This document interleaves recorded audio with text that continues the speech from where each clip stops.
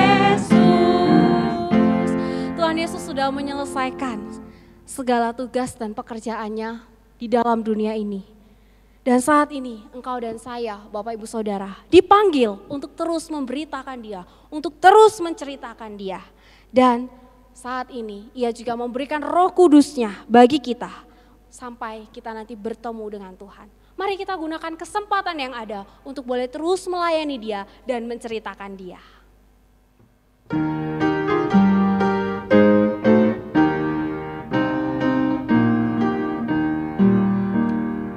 Bekerja selama siang, tatkala fajar terang, jangan engkau menunggu waktu berlalu. Dengar perintah Tuhanmu, berjagalah kamu, tak lama lagi habis masa kerjamu. Bekerja selama siang, tatkala fajar terang, kabarkanlah Injilnya, selamatkan jiwa. Beritakan dan masyhurkan keselamatannya, tak lama lagi habis masa kerjamu.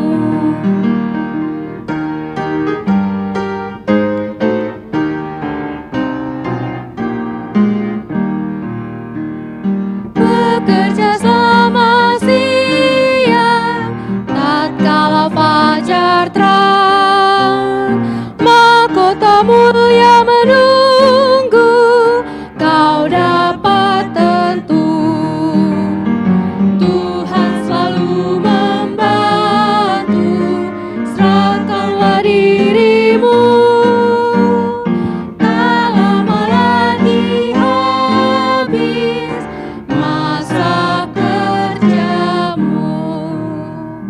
Saya mengundang jemaat Tuhan untuk bangkit berdiri bersama-sama dengan umat sepanjang abad dan sepanjang zaman. Kita ikrarkan pengakuan iman kita seturut dengan pengakuan iman rasuli. Pengakuan iman rasuli.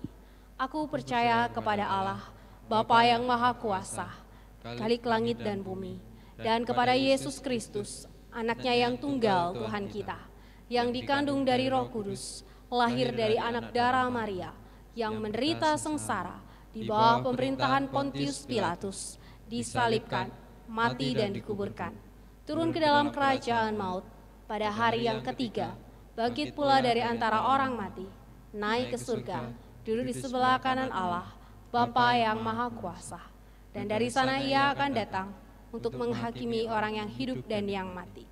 Aku percaya kepada Roh Kudus, gereja yang kudus dan am, persekutuan orang kudus, pengampunan dosa, kebangkitan tubuh, dan hidup yang kekal. Amin. Jemaat Tuhan dipersilakan duduk kembali. Bapak Ibu Saudara, kita persiapkan hati kita untuk kita boleh diisi oleh kebenaran firman Tuhan. Firman Tuhan pada pagi hari ini akan disampaikan oleh Loso Yeskiel, dan saya mengajak setiap kita angkat satu pujian, Tuhan penuhkanku dengan firman-Mu.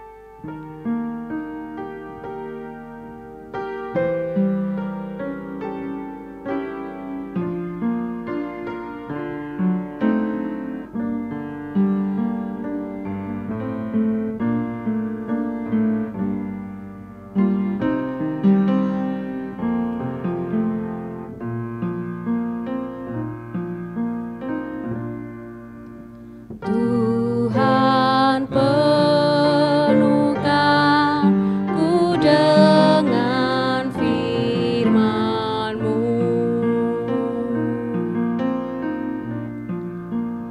Tuhan penuhkanku dengan firman-Mu.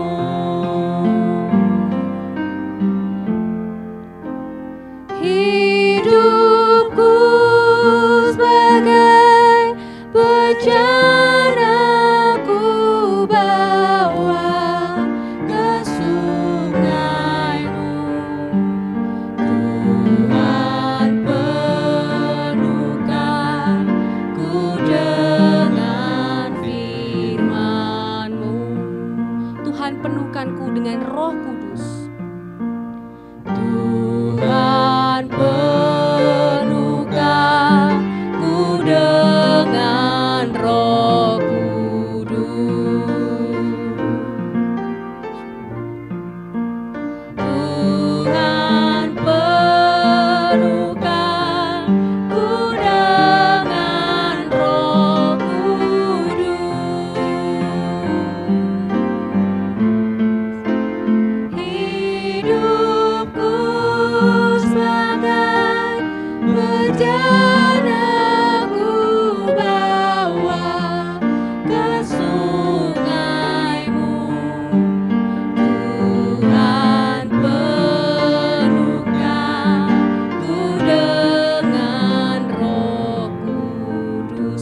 hati yang rindu, kita angkat pujian ini sekali lagi. Tuhan penuhkan ku dengan firman-Mu. Tuhan penuhkan ku dengan firman-Mu.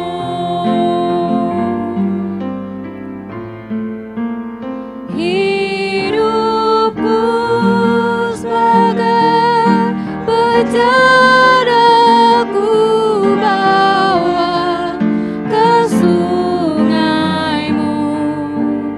Tuhan penuhkan ku dengan firman-Mu.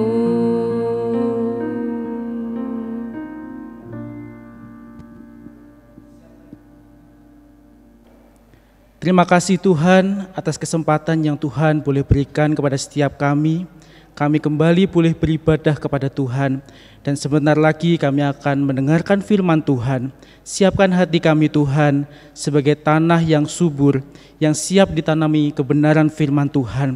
Dan biarlah firman Tuhan itu boleh bertumbuh dan berbuah sehingga nama Tuhan dipermuliakan. Pakai hamba-Mu yang terbatas ini sehingga firman Tuhan boleh tersampaikan. Terima kasih Bapa, kami serahkan waktu ini dari awal pertengahan hingga akhir. Hanya di dalam nama Tuhan Yesus kami sudah berdoa dan mengucap syukur. Amin. Shalom Bapak Ibu, saudara-saudari sekalian. Mengucap syukur pada hari ini kita kembali dapat beribadah kepada Tuhan. Dan saat ini kita memperingati hari kenaikan Kristus ke surga. Pertama-tama saya mengucapkan terima kasih kepada Gembala Sidang, kepada hamba Tuhan, majelis dan jemaat yang boleh mengizinkan saya untuk memberitakan kebenaran firman Tuhan pada hari ini. Dan kita mengucap syukur, hari ini hari peringatan kenaikan Kristus ke surga adalah hari libur nasional, di mana tidak semua negara mengalami hal ini. Dan mari kita gunakan waktu ini sebaik-baiknya untuk kita mendengarkan kebenaran firman Tuhan. Mari kita buka Alkitab kita dari Kisah Para Rasul 1, ayat yang ke-6 hingga ayat yang ke-9. Kisah Para Rasul 1, ayat 6 hingga 9. Demikianlah firman Tuhan. Maka bertanyalah mereka yang berkumpul di situ, Tuhan, maukah Engkau pada masa ini memulihkan kerajaan bagi Israel? Jawabnya, Engkau tidak perlu mengetahui masa dan waktu yang ditetapkan Bapa sendiri menurut kuasanya. Tetapi kamu akan menerima kuasa kalau Roh Kudus turun ke atas kamu.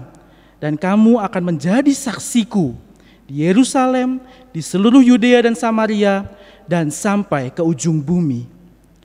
Sesudah ia mengatakan demikian, terangkatlah ia disaksikan oleh mereka, dan awan menutupnya dari pandangan mereka. Demikian firman Tuhan. Bapak Ibu saudara-saudari sekalian, ketika kita membaca bagian firman Tuhan ini, tentu kita tidak asing lagi. Bahkan mungkin dalam setiap ibadah kenaikan Kristus ke surga, kita membaca bagian ini. Dan bahkan kita pernah mendengar bahwa menjadi orang Kristen itu diberikan sebuah misi, yaitu untuk menjadi saksi Kristus. Tetapi Bapak Ibu saudara-saudari sekalian, apa maksudnya bersaksi? Ada yang mengatakan bahwa bersaksi itu memberitakan Injil dengan metode-metode yang ada, ya. Atau bersaksi itu berarti hidup berintegritas. Ada yang mengatakan bersaksi itu mengasihi orang lain. Dan masih banyak lain lagi. Atau malah justru kita menjadi orang yang menganggap bersaksi itu bukan jadi bagian kehidupan kita. Mari kita gumulkan kembali bagian firman Tuhan ini. Kita lihat lagi apa maksud menjadi saksi dan bersaksi. Dan bagaimana kita bersaksi. Karena seharusnya umat Tuhan yang telah menjadi saksi kuasa dan kebangkitannya akan memberitakan kesaksian itu kemanapun Roh Kudus akan utus dengan cara yang Roh Kudus berikan. Kalau kita melihat firman Tuhan, bagian firman Tuhan yang baru kita baca, ini terjadi sesaat sebelum Tuhan Yesus naik ke surga.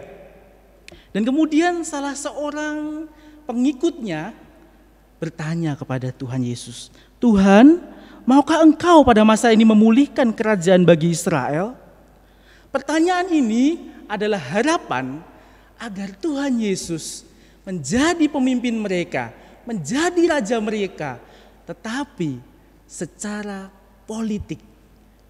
Artinya orang ini, pengikut Tuhan ini ingin agar Tuhan Yesus membebaskan mereka dari penjajahan bangsa lain pada masa itu. Kalau kita lihat, memang banyak sekali pengikut Yesus yang menginginkan hal ini. Dan bahkan itu tidak berubah sampai dengan bagian ini. Dan mereka diubahkan ketika Pentakosta. Tetapi di ayat 7, Tuhan Yesus menjawab mereka. Tetapi jawaban Tuhan Yesus ini sedikit bergeser fokusnya, Bapak Ibu Saudara-saudari. Ketika pengikutnya ini bertanya tentang kerajaan politik, Tuhan Yesus menjawab tentang kerajaan Allah. Dalam perspektif kerajaan Allah, Yesus menjawab pertanyaan ini.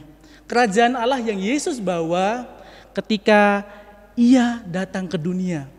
Jadi kalau kita berkata, apa kerajaan Allah itu sudah ada? Ya, sudah ada. Tetapi memang belum sempurna. Kenapa? Karena akan dinyatakan secara sempurna saat Kristus datang yang kedua kalinya. Bapak Ibu Saudara-saudari sekalian, sebelum kerajaan Allah dinyatakan secara sempurna di akhir zaman, kita, muridnya, umatnya, diundang untuk melakukan misi, melakukan sebuah tugas, yaitu menjadi saksi. Saksi dari apa? Saksi dari kuasa kebangkitannya. Ya, menyaksikan tentangnya, menyaksikan kebangkitannya kepada seluruh bangsa sampai kerajaan Allah sempurna dinyatakan di akhir zaman dan sampai semua lutut bertelut menyembah Tuhan dan sampai semua lidah mengaku Yesuslah Tuhan. Mari kita sekarang masuk ke ayat ke-8. Kita perhatikan ayat ini. Tetapi kamu akan menerima kuasa kalau Roh Kudus turun ke atas kamu dan kamu akan menjadi saksiku. Bapak Ibu Saudara-saudari sekalian, sadarkah kita siapakah kita? Poin pertama pada khotbah ini adalah kita adalah saksi. Dari poin ini saya ingin bertanya, apa itu saksi? Dan benarkah kita sudah menjadi saksi? Saksi adalah seorang yang mengungkapkan fakta secara objektif melalui pengamatan yang telah diverifikasi atau dicek kebenarannya. Dan fakta yang dimaksud adalah fakta bahwa Kristus telah bangkit.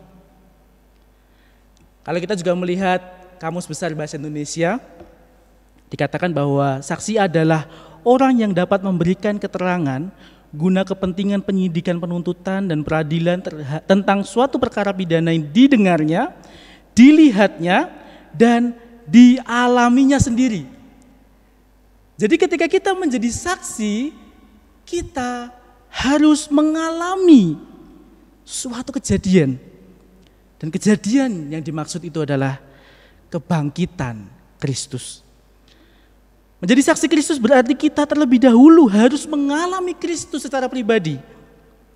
Mengalami karya keselamatannya. Mempercayai kematian dan kebangkitannya menebus dosa, menyelamatkan dan memulihkan kita. Kita harus mengalami ini terlebih dahulu Bapak Ibu Saudara-saudara sekalian. Sebelum kita bersaksi. Firman Tuhan berkata, di dalam kebangkitan Kristus mengandung suatu kuasa. Kuasa atas apa? Ya, dari kuasa kebangkitan Kristus kita mengalami pengampunan dosa. Kuasa kebangkitannya menyelamatkan kita. Kita mendapatkan jaminan surga. Kita mendapatkan jaminan hidup kekal. Dan dalam kuasa kebangkitannya, Ia memulihkan relasi dengan Allah. Dan kita menikmati kebaikan Allah. Dalam kuasa kebangkitannya, Ia memberikan Roh Kudus dan memampukan kita untuk taat. Inilah kuasa kebangkitan yang kita harus saksikan kepada dunia. Kita harus saksikan ke Yerusalem, ke Yudea, Samaria, sampai ujung bumi. Ini yang harus kita saksikan. Pertanyaannya adalah, apakah kita sudah pernah mengalami semua ini? Apakah kita sudah mengalami pengampunan dari Allah? Apakah kita sudah meyakini bahwa kita mendapat jaminan keselamatan? Apakah kita sudah mengalami relasi yang baik dengan Tuhan sehingga kita dapat mengucap syukur kepada Allah?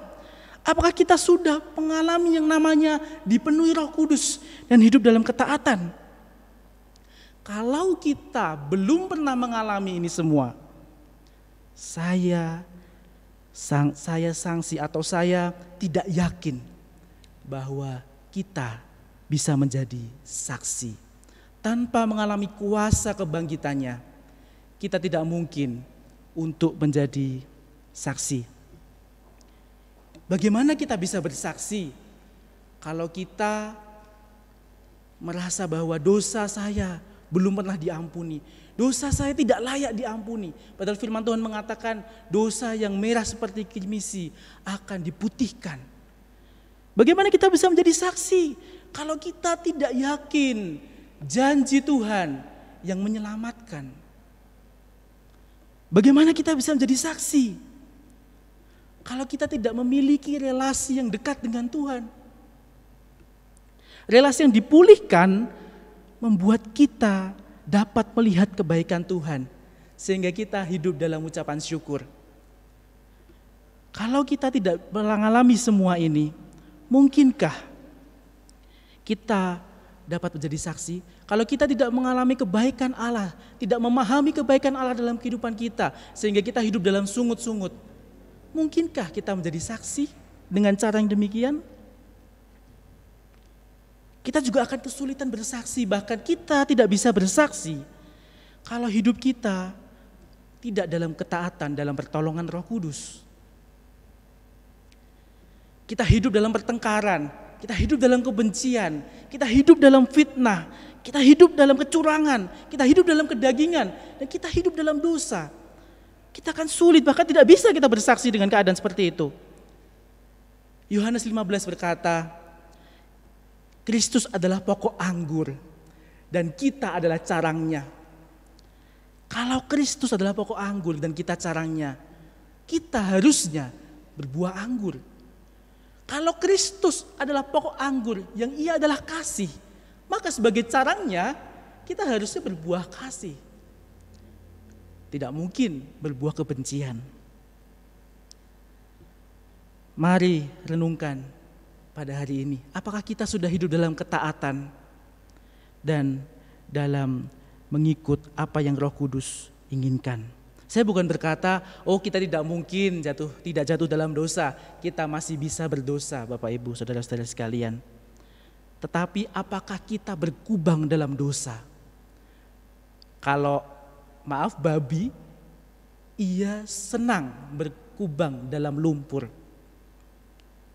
Pertanyaan, kenapa dia senang? Karena itu memang senangannya begitu. Bagaimana dengan kita? Apakah kita suka berkubang dengan dosa? Berkubang dalam dosa. Maksudnya adalah kita melakukan dosa itu dan bahkan kita menikmati dosa itu.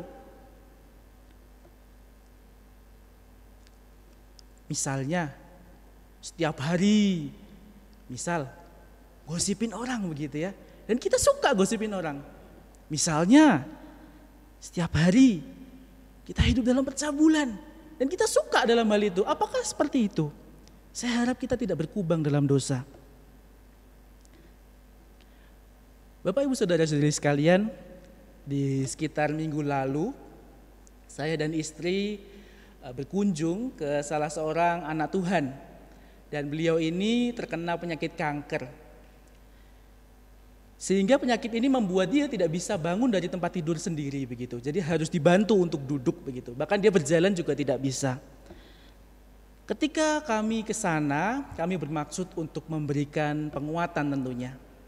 Dan ketika dalam percakapan itu, beliau menyampaikan beberapa kalimat. Dan beberapa kalimat itu adalah sebagai berikut. Saya tidak tahu apa yang terjadi setelah ini. Tetapi satu hal yang saya percaya, tangan Tuhan memegang saya. Bukankah itu cukup? Saya kaget beliau berkata demikian. Beliau sakit, beliau tidak bisa berjalan, tetapi beliau bisa menyaksikan Tuhan dengan mengatakan, tangan Tuhan memegang saya. Bukankah itu cukup? Saya yakin beliau sudah mengalami Yesus dan kuasa kebangkitannya. Ia sudah mengalami pengampunan. Ia meyakini bahwa dia mendapat jaminan keselamatan. Beliau juga memiliki relasi yang dekat dengan Tuhan. Itu dugaan saya. Karena beliau bisa menyaksikan ini walaupun dalam keadaan yang seperti demikian. Bapak, Ibu, saudara-saudari sekalian, sebelum kita menjadi saksi, pastikan diri kita sudah mengalami Yesus, mengalami kuasa kebangkitannya. Yang tadi 4 hal itu, pengampunan dosa, jaminan keselamatan, hidup dalam ketaatan melalui pimpinan Roh Kudus, dan juga bagaimana kita boleh hidup berelasi dekat dengan Tuhan karena hubungan kita sudah dipulihkan.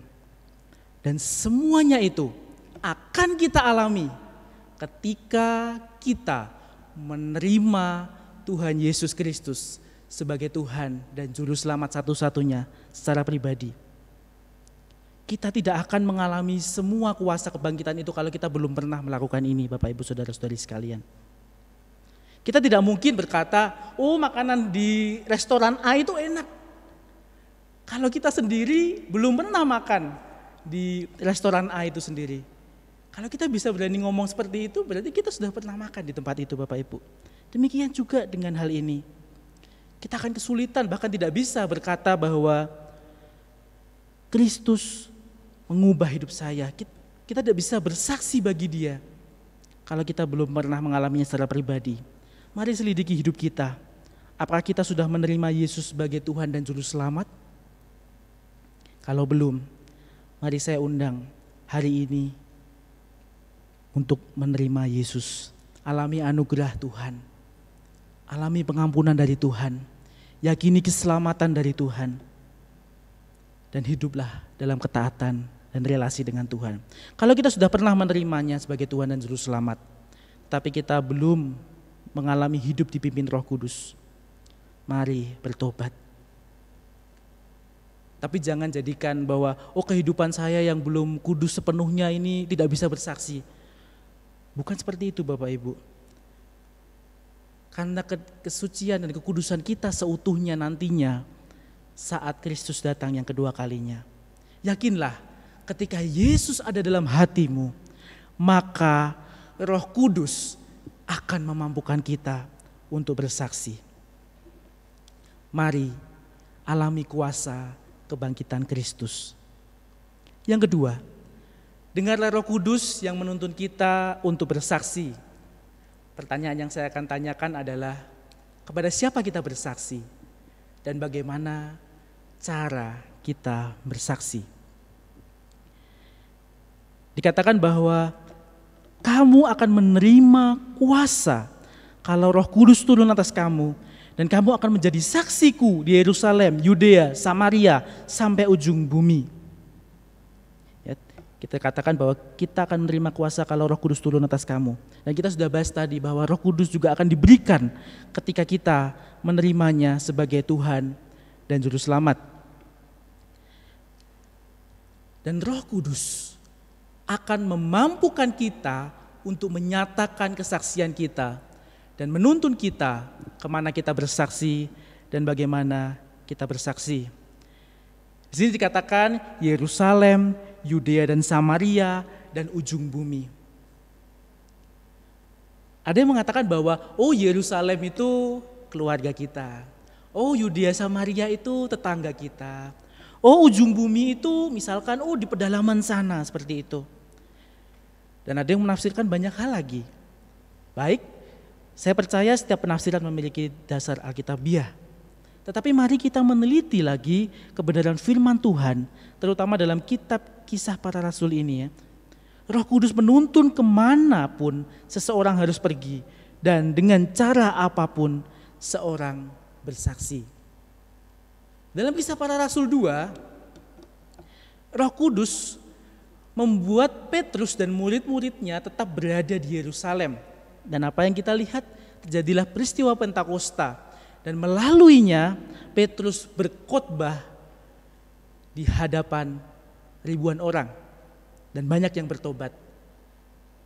Dalam Kisah Para Rasul 4, Petrus di pengadilan Mahkamah Agama yang saat itu meminta Petrus untuk tidak melanjutkan pemberitaan atau kesaksiannya, dikatakan bahwa Roh Kudus menuntunnya untuk berkata-kata tentang kebangkitan Kristus. Roh Kudus membawanya untuk bersaksi di depan pengadilan Mahkamah Agama dan menyampaikan dengan cara menyampaikan kesaksiannya. Kisah Para Rasul 8 dikatakan ada cerita tentang Filipus yang bertemu dengan sida-sida. Kemana Roh Kudus dan malaikat mengutusnya? Yaitu ke jalan di sebelah selatan dari Yerusalem ke Gaza.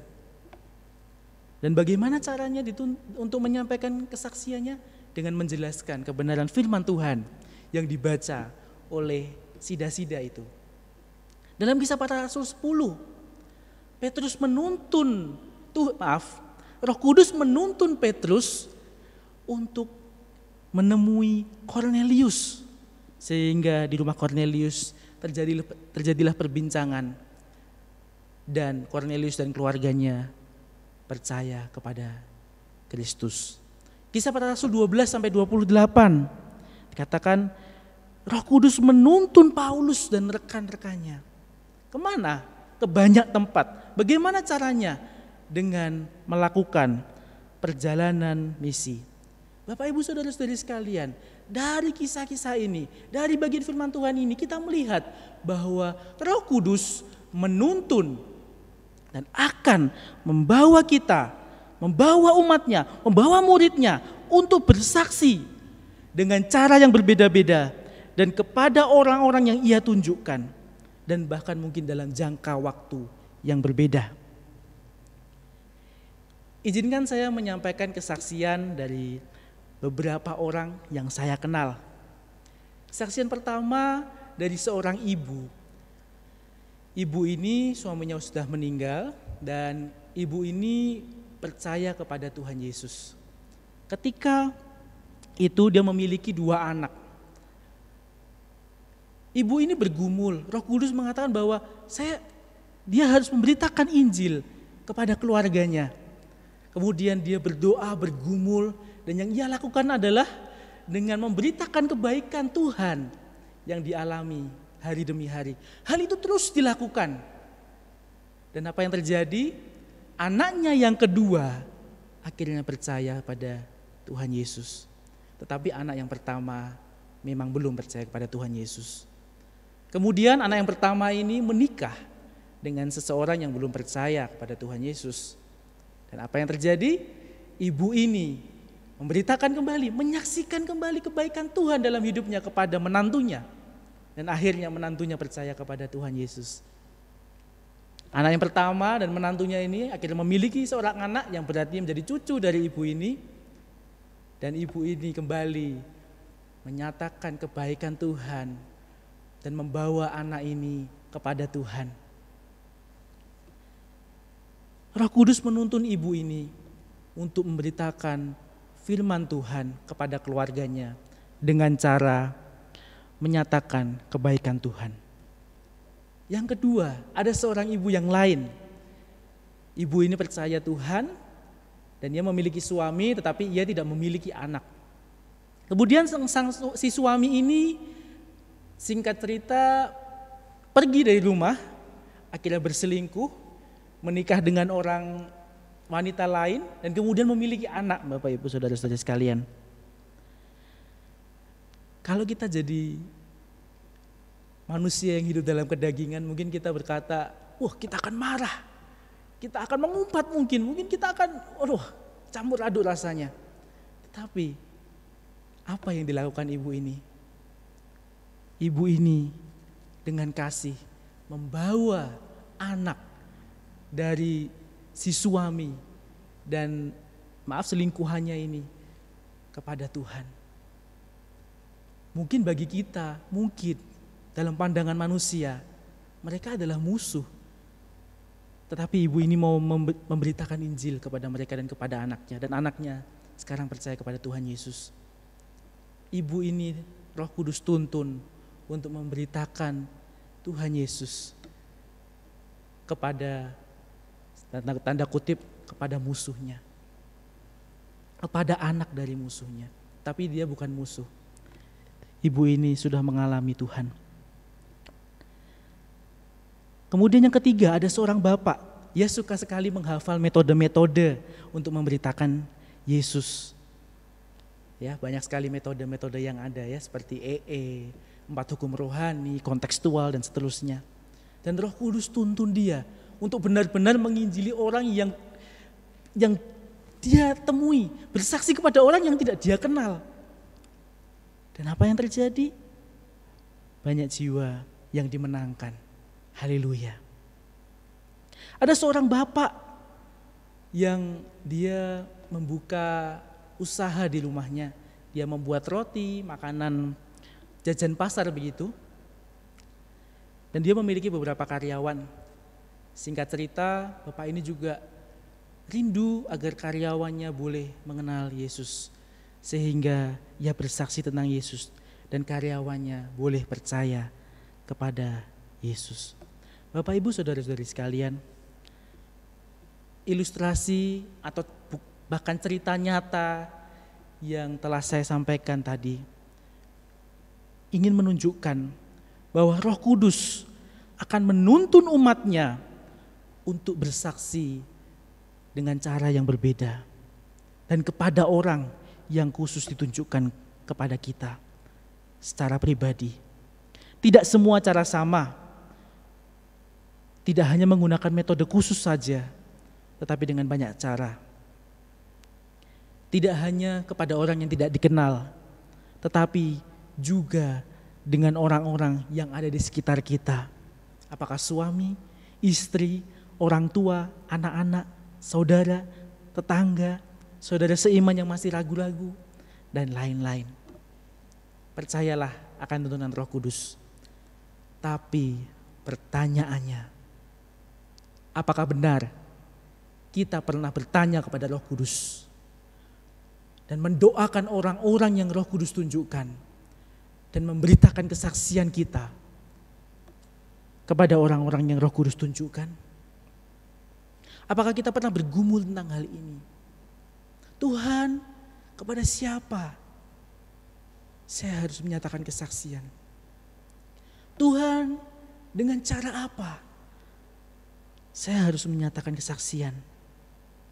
Mari pagi hari ini saya ajak setiap kita untuk merenungkan hal ini. Apakah keluarga kita? Apakah teman kita? Teman yang masih ragu-ragu dalam mengikut Tuhan? Atau teman yang tertarik tentang Tuhan Yesus? Atau keluarga kita, orang tua kita, anak, istri, saudara, atau kepada orang banyak, atau kepada daerah-daerah yang terpencil. Dan mari bertanya, bagaimana cara kita bersaksi kepada mereka? Apakah dengan metode-metode yang ada? Apakah dengan hidup dan memberikan teladan? Apakah dengan memberikan contoh perubahan hidup? Atau kita dengan tidak jemu-jemu mengajak orang-orang di sekitar kita mengikut Tuhan? Mari kita bertanya kepada Roh Kudus. Tetapi ingat, kesaksian atau menjadi saksi bukan hanya tentang menunjukkan kebaikan sosial, tetapi ada pernyataan tentang anugerah Tuhan, tentang kuasa kebangkitannya. Kalau kita dipanggil untuk bersaksi di tengah keluarga kita, dengan berdoa, dengan memberikan kesaksian tentang kebaikan Tuhan, tentang memberikan teladan, maka lakukanlah. Kalau kita dipanggil untuk bersaksi kepada teman kita, dengan menyatakan metode, mungkin ajakan kita untuk menjadi murid Kristus, lakukan. Kalau kita dipanggil untuk bersaksi kepada orang banyak, dan engkau dipanggil untuk masuk sekolah tinggi teologi, lakukan. Kalau engkau dipanggil untuk pergi ke suatu daerah, untuk melakukan misi, untuk bersaksi, lakukan. Kalau engkau dipanggil untuk memberitakan kesaksian kita bagi orang-orang di sekitar gereja, di depan gereja, di samping gereja, lakukan. Lakukan itu. Mari kita bertanya kepada Roh Kudus. Mari kita sadari misi Tuhan ini dalam kehidupan kita. Jangan lupakan atau tinggalkan tugas ini. Kita diutus menjadi saksinya. Dan mari bersaksi kepada orang yang Roh Kudus tunjukkan kepada kita. Dan dengan cara yang Roh Kudus juga berikan kepada setiap kita. Kita beritakan kabar baik ini sampai Kristus datang kedua kalinya.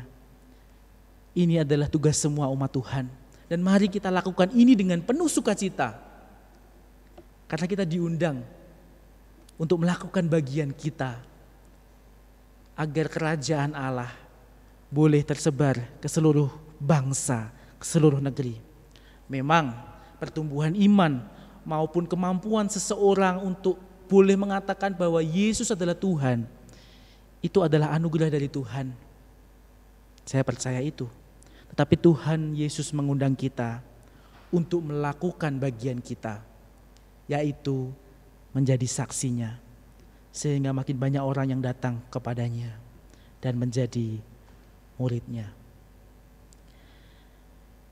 Mari kita menundukkan kepala, kita tenangkan hati kita. Kita datang kepada Tuhan. Bapak, Ibu, Saudara-saudari sekalian, kita tidak mungkin menjadi saksi kalau kita belum pernah merasakan, mengalami tentang kuasa kebangkitan Kristus.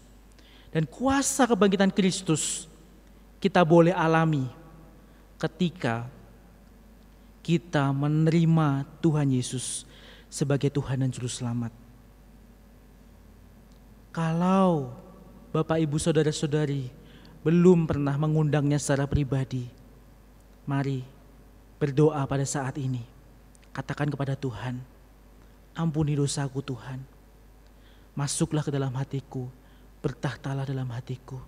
Nyatakan doa ini secara pribadi di hadapan Tuhan.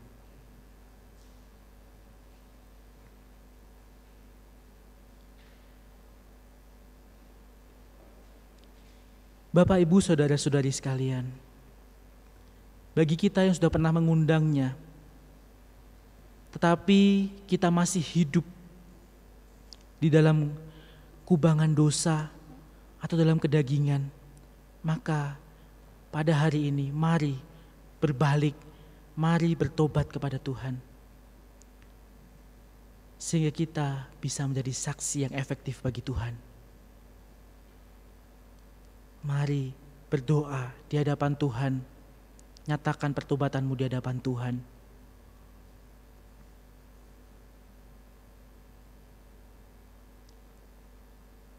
Bapak, Ibu, Saudara-saudari, mari juga merenung pada hari ini. Apakah ada nama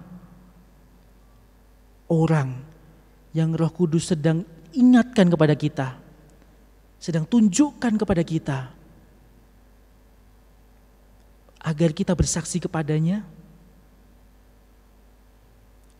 Kalau ada, mari berdoa. Doakan dia pagi hari ini. Dan berdoalah kepada Roh Kudus, agar ia menunjukkan bagaimana kita harus bersaksi kepadanya. Mari berdoa secara pribadi.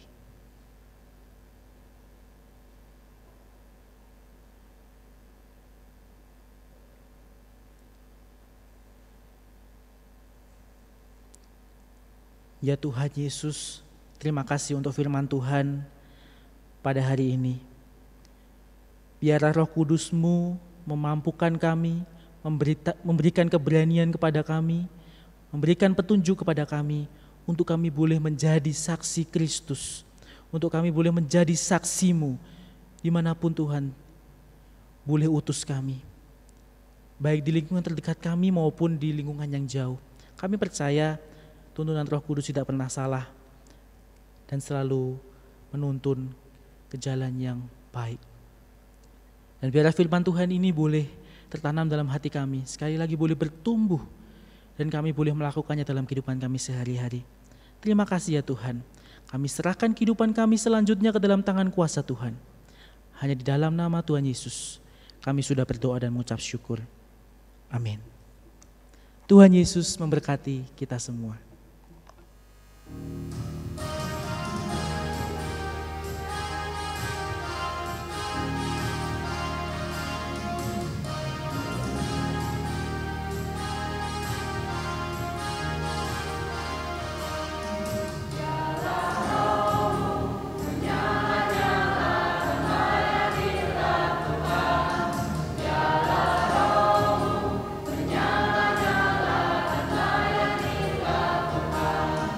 Ya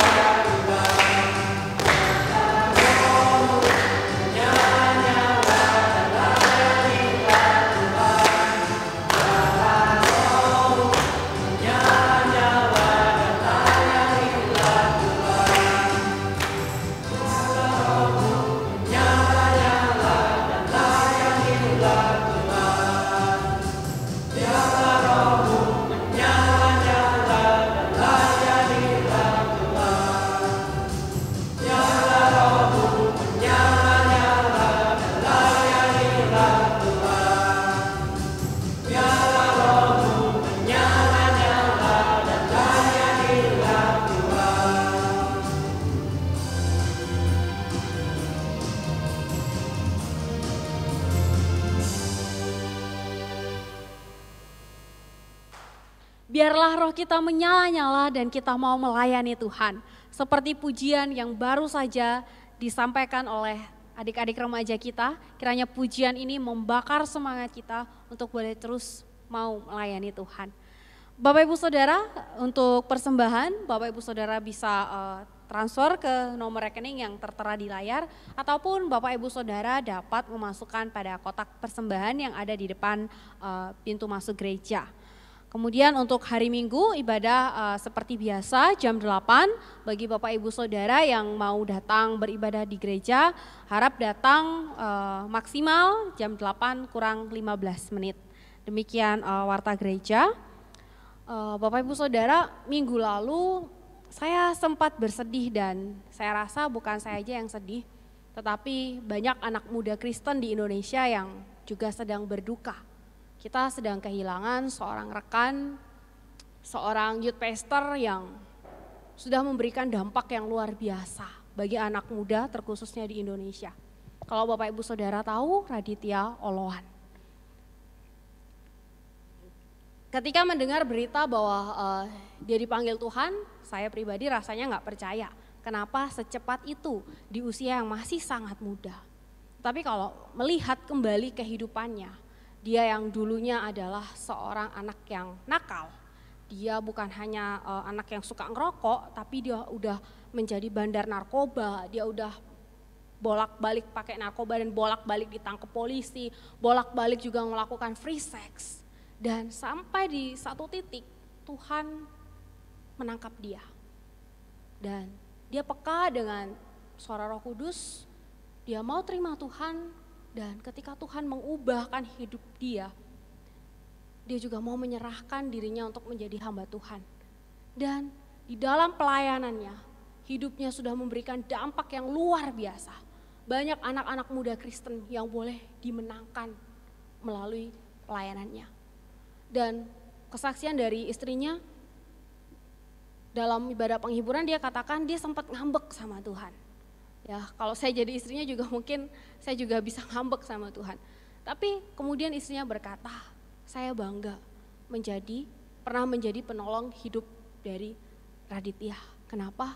Karena dia sudah memberikan hidupnya untuk boleh melayani Tuhan. Dan dia boleh melihat bahwa kemuliaan Tuhan sedang dinyatakan di Indonesia. Bapak Ibu Saudara, secara manusia kalau kita lihat, mungkin kenapa Tuhan mengambil dia begitu sangat cepat di usianya yang 36 tahun.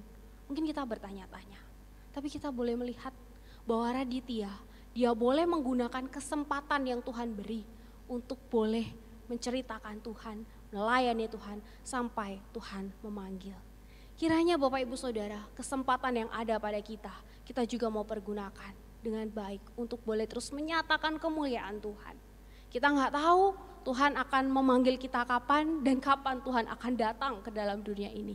Tapi mari kita persiapkan diri kita terus pakai hidup kita untuk mengabarkan Dia yang sudah menyelamatkan kita. Kita akhiri ibadah kita dengan mengangkat satu pujian, dan biarlah pujian ini menjadi komitmen kita bersama. Tuhan, ini tugas kami.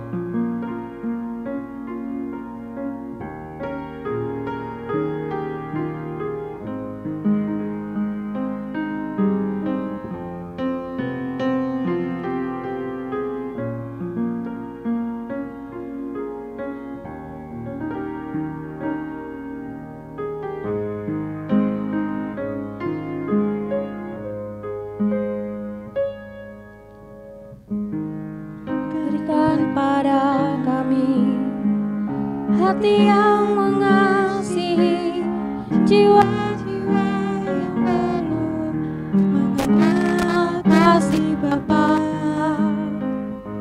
Mereka yang dalam gelap, mereka yang tersesat, hati kami iba seperti hati-Mu Yesus.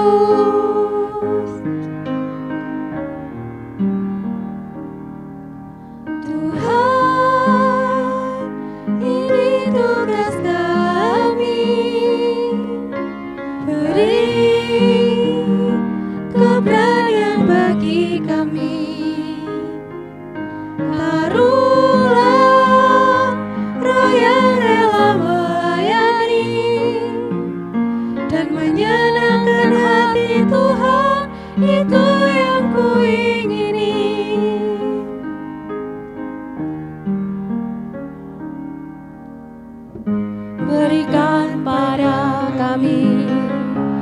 hati yang mengasihi jiwa-jiwa yang belum mengenal kasih Bapa.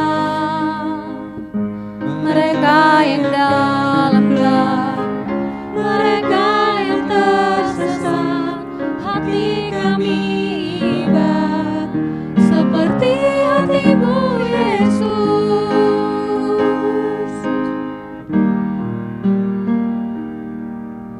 Tuhan, ini tugas kami, beri keberanian bagi kami. Taruhlah roh yang rela melayani dan menyenangkan hati Tuhan, itu yang kuingini.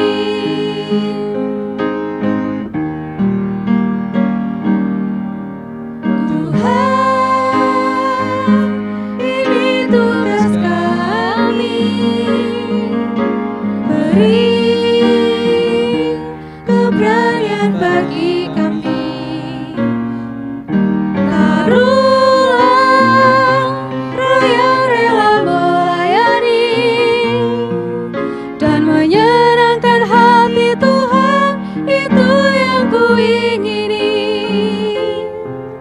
Dan menyenangkan hati Tuhan, itu yang kuingini. Dan menyenangkan hati Tuhan, itu yang kuingini. Biarlah ini menjadi kerinduan dan juga komitmen setiap kita. Kita akhiri ibadah kita, saya mengundang jemaat Tuhan untuk berdiri. Kita angkat doksologi.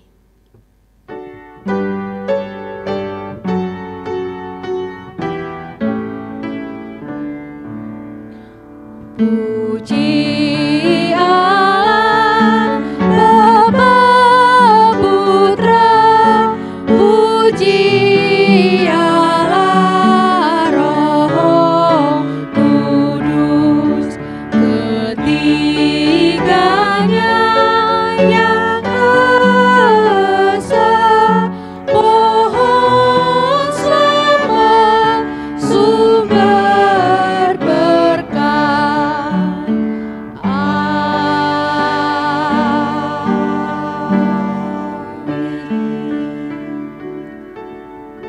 Jemaat yang dikasihi Tuhan, arahkanlah hatimu dan terimalah berkat Tuhan. Kiranya kasih karunia dan damai sejahtera Allah yang melampaui segala akal, anugerah keselamatan di dalam Yesus Kristus, persekutuan, pertolongan, penghiburan, dan kuat kuasa dari Allah Roh Kudus, menyertai, memimpin, dan memberkati hidupmu saat ini sampai selamanya. Amin.